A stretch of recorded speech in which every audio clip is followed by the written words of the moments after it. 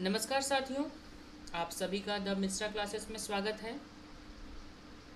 आज हम एनसीईआरटी जो सीरीज़ चल रहा है हम लोगों के चैनल पे, एनसीईआरटी श्रृंखला के तीसरे क्लास में उपस्थित हैं।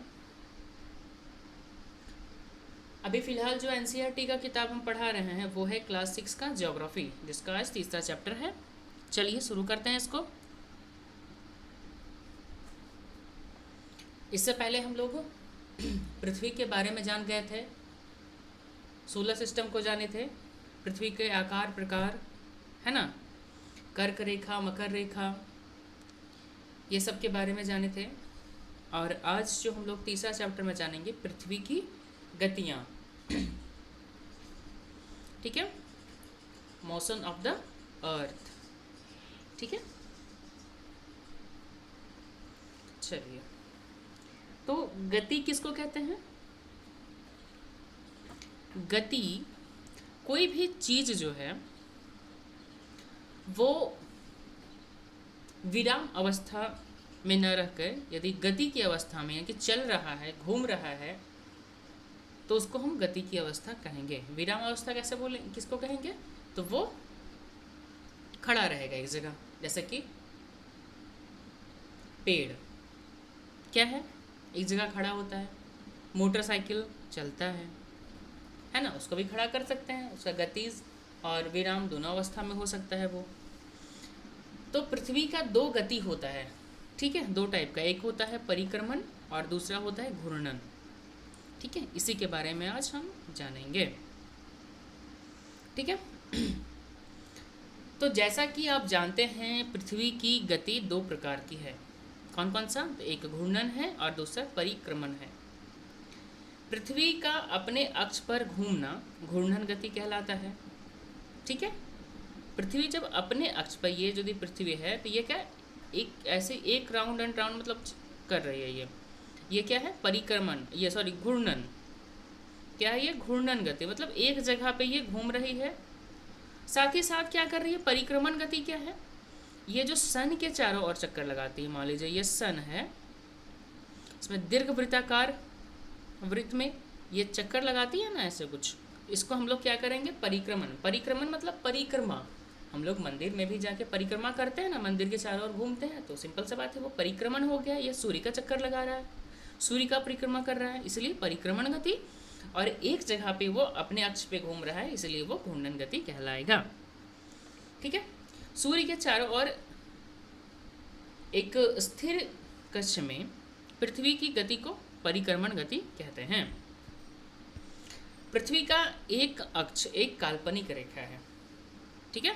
पृथ्वी का अक्ष एक क्या है? काल्पनिक रेखा है, जो इसके कक्षीय सतह से करीब करीब 66.5 डिग्री का कोण बनाती है। यहाँ पे आप देख सकते हैं, ये जो यहाँ पे 66.5 डिग्री का कोण बन रहा है ना, यदि हम समतल पृथ्वी का एक लाइन खींच लें ऐसे, इस टाइप का, तो वो करीब करीब 66.5 डिग्री का कोण बनाता है।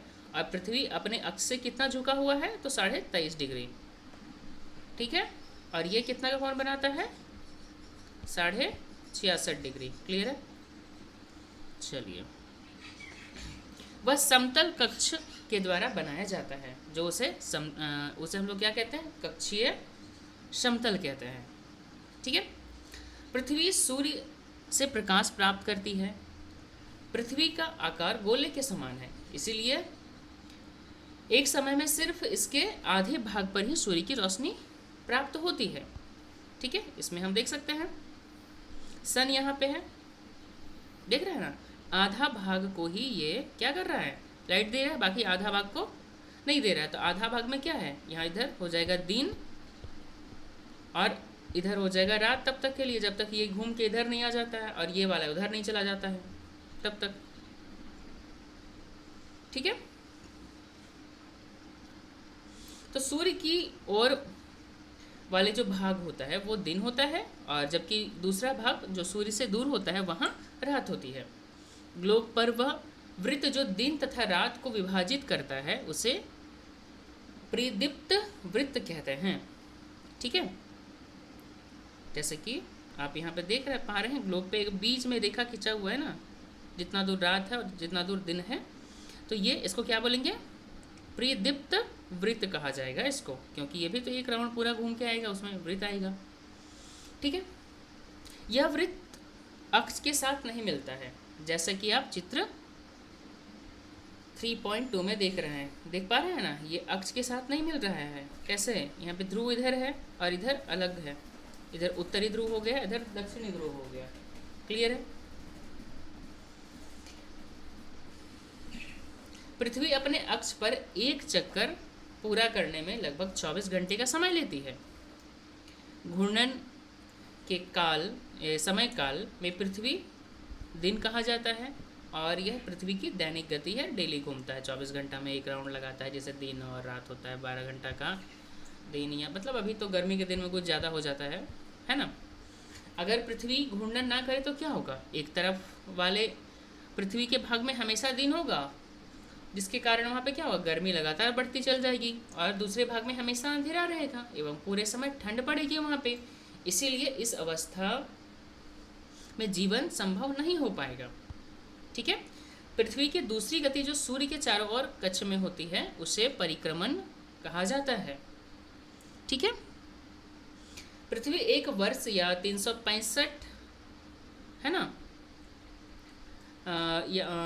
365 दिन और 6 घंटा मान लीजिए इसको। ठीक है, 24 को 4 से भाग कर लेंगे तो 365 दिन और 6 घंटा में सूर्य का एक चक्कर पूरा लगाती है। हम लोग इसको एक वर्ष यानी कि 365 दिन मानते हैं, तथा जो 6 घंटा एक्स्ट्रा बच जाता है उसको हम लोग नहीं जोड़ते हैं, बाद में क्या करते हैं 4 साल के बाद उसको एक्स्ट्रा दिन लगा देते हैं, जो फरवरी में 29 दिन का आता है ना, लीप ईयर, वो। अब इसमें क्या होता है, इसका परिक्रमण गति के चलते हमारा मौसम बदलता है। ठीक है, आपको पता है कि सूर्य के नज़दीक जब होगा उस समय क्या होगा, सिंपल सा बात है, आपको कुछ ऐसा समझाते हैं हम। ये सन है मान लीजिए, इसमें दीर्घ वृत्ताकार के हिसाब से घूमता है पृथ्वी। ठीक है, अर्थ। क्लियर है। तो जब अर्थ यहाँ पे हो जाएगा तो क्या होगा, सूर्य के नज़दीक होगा तो गर्मी पड़ेगा, ऐसे ही यहाँ पे यदि होगा इस जगह पे तो ठंडा पड़ेगा। सिंपल सा बात है, क्योंकि सूर्य से ज़्यादा दूरी हो जाएगा। बात समझ आ रहा है ना। इसमें देखिए कुछ वैसे ही बता रहा है ना। जब यहाँ से हम लोग देखते हैं, ठीक है, इस जगह से उत्तरी गोलार्ध में ग्रीष्म ऋतु, ठीक है, और जब इधर आएगा तो दक्षिणी गोलार्ध में ग्रीष्म ऋतु हो जाएगा, है ना। और जब इधर आ जाएगा तो ये शरद ऋतु। समझ में आ रहा है ऋतु कैसे बदल रहा है, मौसम का ये, हाँ, मौसम कैसे बदलता है वो आपको पता है। अभी ठंडा दिन कैसे आता है, गर्मी कैसे आता है, सिंपल सा बात में आप समझ जाइए। प्रॉब्लम होगा तो बताइएगा, कोई दिक्कत नहीं है, फिर से समझाया जाएगा।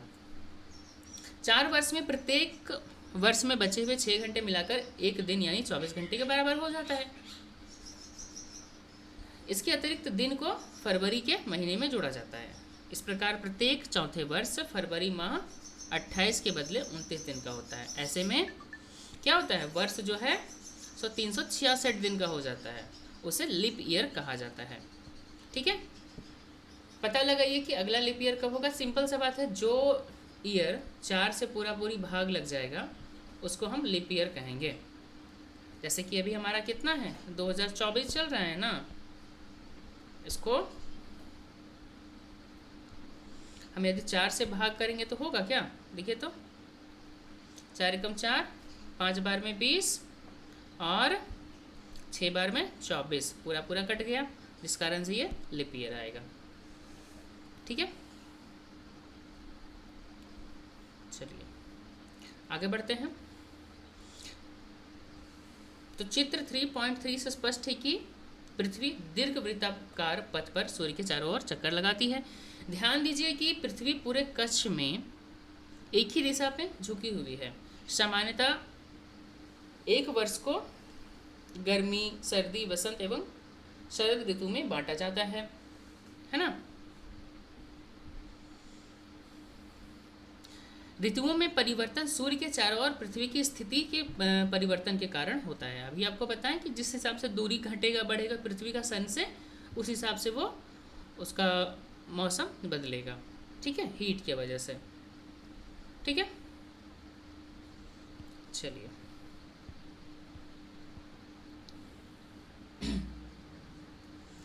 तो चित्र 3.3 में आप देखेंगे कि 21 जून को उत्तरी गोलार्ध सूर्य की तरफ झुका हुआ है। देखिए 21 जून, ये उत्तरी गोलार्ध सूर्य की तरफ झुका हुआ है। 21 जून देख पा रहे हैं ना आप, देखिए 21 जून, और ये किधर, उत्तरी गोलार्ध जो है सूर्य की ओर दिखाई दे रहा है हमारा, ठीक है।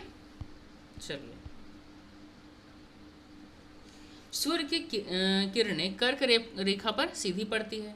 इसके परिणाम स्वरूप इन क्षेत्रों में ऊष्मा अधिक प्राप्त होती है। उस दिन बता रहे थे पिछले क्लास में हम, ध्रुवों के पास वाले क्षेत्र में कम ऊष्मा होती है क्योंकि वहाँ सूर्य की किरणें तिरछी पड़ती है, डायरेक्ट तो नहीं पड़ता है, तिरछा पड़ता है, जिस कारण से उत्तर ध्रुव सूर्य की तरफ झुका होता है तथा उत्तरी ध्रुव रेखा के बाद वाले भाग पर लगभग 6 महीने लगातार दिन रहता है। चूँकि उत्तरी गोलार्ध के बहुत बड़े भाग में सूर्य की रोशनी प्राप्त होती है, इसलिए विषुवत वृत्त के उत्तरी भाग में गर्मी का मौसम होता है।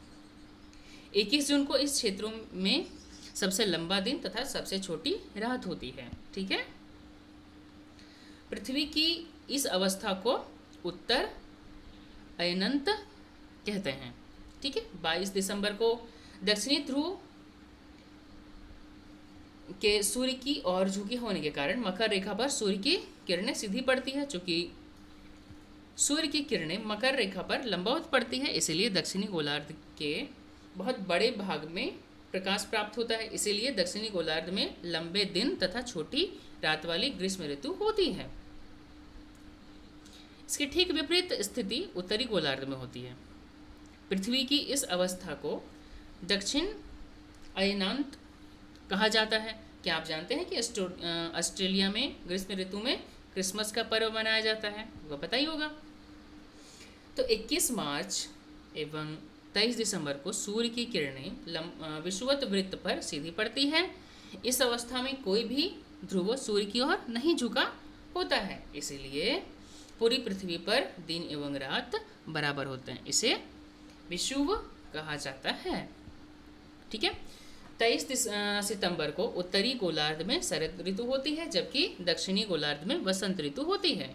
21 मार्च को स्थिति इसके विपरीत होती है, जब उत्तरी गोलार्ध में वसंत ऋतु तथा दक्षिणी गोलार्ध में शरद ऋतु होती है। इस प्रकार स्पष्ट है कि पृथ्वी के घूर्णन एवं परिक्रमण के कारण दिन एवं रात तथा ऋतुओं में परिवर्तन होता है। चलिए ये सब आप चाहें तो इसका क्वेश्चन आंसर बना सकते हैं, कहीं प्रॉब्लम होगा तो आप पूछ सकते हैं। चलिए आज के लिए इतना ही काफ़ी है, तब तक के लिए धन्यवाद, अपना ख्याल रखिए, और वीडियो अच्छा लगे तो अपने अन्य दोस्तों के साथ शेयर करें, साथ ही साथ चैनल को सब्सक्राइब करें और वीडियो को लाइक भी करें।